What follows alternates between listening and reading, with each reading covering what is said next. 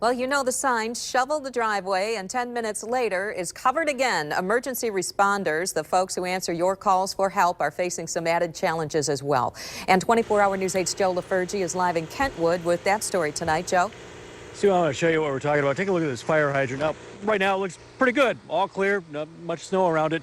But add a few more inches of snow, a couple of passes by the plow, and this thing's probably going to be buried right up to its business end. With all this snow, it is just one of the challenges facing emergency responders. Another, getting through the streets as the snow builds and the lanes narrow. Kentwood firefighter Jeff Beaucamp remembers one call in particular, a medical emergency down a narrow street much like this. There was cars on both sides of the road and we couldn't even get through. Beaucamp had to drop his crew off. They grabbed their gear and ran to the scene, 10 houses down the block. Well, I went up there, banged down the door and telling the people they got to move their cars. Now that was a medical, but what if it would have been a house fire? This stretch of weather we're dealing with now serves as a reminder. Trudging through the snow can be extra tough on crews trying to get to emergencies. So Kentwood firefighters are putting out their own call for a little help.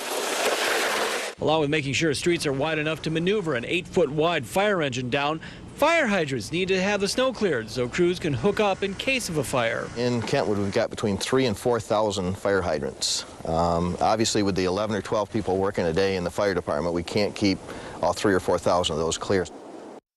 Yeah, one of the challenges for us men out here is this snow coming at us and trying to keep the lens clean while we do our stories. Now, those are a few of the more obvious examples, and coming up at 6, we're going to go with some of the less obvious things you might have not have thought of.